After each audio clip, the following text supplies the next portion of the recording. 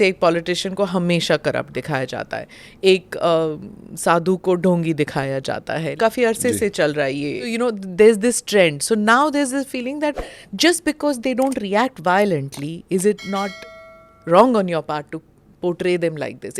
एक स्टीरियोटाइपिंग जो करते हैं आ रही है. No, I would say कि when you are a director, producer or an actor, you have to be very very responsible कि आप किस तरह कैरेक्टर्स को पोर्ट्रे करते हैं, पर्टिकुलर रिलीजन हो, कम्युनिटी हो, किसी को भी. बड़ी रिस्पॉन्सिबल चीज़ है. आप किसी को जोक सुनाना, घर पे 4 लोग बैठे हैं, आपने किसी पे जोक बना दिया, वो अलग बात है. लेकिन जब आप सिनेमा बना देते हैं तो आप एक इतिहास रच देते हैं कि भैया सारी दुनिया देखो, हम इस पर्टिकुलर के बारे में ये हमारी ओपिनियन है. सो विच इज़ नॉट राइट. और आजकल मैं जैसे कह रहा हूँ कि लोग थोड़े ज़्यादा सेंसिटिव हैं, तो वो तो एक्सेप्ट करेंगे नहीं. So I think it's important to be responsible कि आप अपनी बात कैसे रखना चाहते हैं सामने के.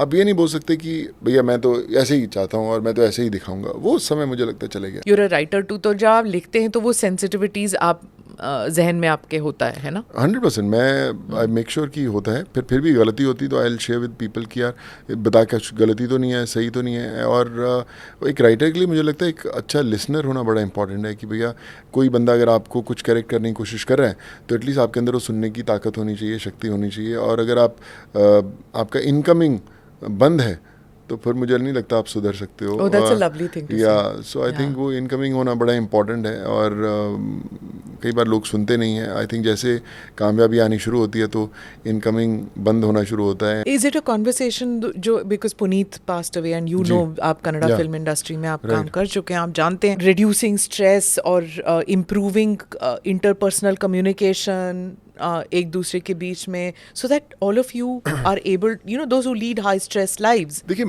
बातचीत हमेशा होती है, पर आई डोंट नो कि उसका असर कितनी देर तक रहता है. बड़ा शॉर्ट लिव्ड होता है. एक ब्रेक हुआ, सब खाना खा रहे हैं, अरे यार ऐसा हो गया, बड़ा पता नहीं क्यों आजकल हो रहा है, लोग ध्यान नहीं देते, हम ध्यान देंगे. और फिर जब काम शुरू होता है then again you get back to the same space जहाँ पे स्ट्रेस है, भाग दौड़ है, ये सब है. तो आप यूथ को क्या बताएंगे आप कि they should be fit but at the same time mental makeup should be strong? Is that? Of course I think stress ख़त्म नहीं होने वाला. स्ट्रेस बढ़ेगा ही. किसी चीज़ की चैलेंजेस बढ़ने ही वाले हैं, ठोकरें बढ़ने ही वाली हैं, कामयाबी तक पहुंचने में वक्त लगने ही वाला है. तो ये चीज़ें बंद नहीं होंगी. तो I think for a new generation is very important to stay away from social media for a moment.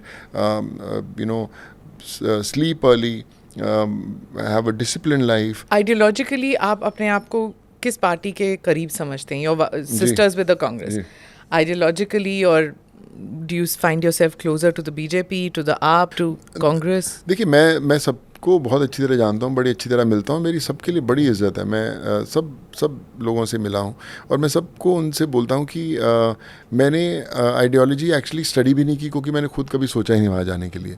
और मैं ये भी नहीं बोलता कि अगर आप किसी पार्टी के साथ एसोसिएटेड हैं तो फिर आप उनकी आइडियोलॉजी ही फॉलो करें. आपकी आइडियोलॉजी भी वो फॉलो कर सकते हैं कि आप हो कहीं ना कहीं क्लैश हो सकता है, कहीं ना कहीं मतभेद हो सकता है, बट जो आपका रियल सेल्फ है वो भी उनको पता होना बड़ा इंपॉर्टेंट है. ये बात अलग है कि सामने वाला कितना एक्सेप्ट करता है नहीं करता, पर पॉलिटिशियन कोई भी हो, किसी भी पार्टी से बिलोंग करता हो, जब तक उसकी खुद की आइडियोलॉजी नहीं है वो देश का भला नहीं कर सकता.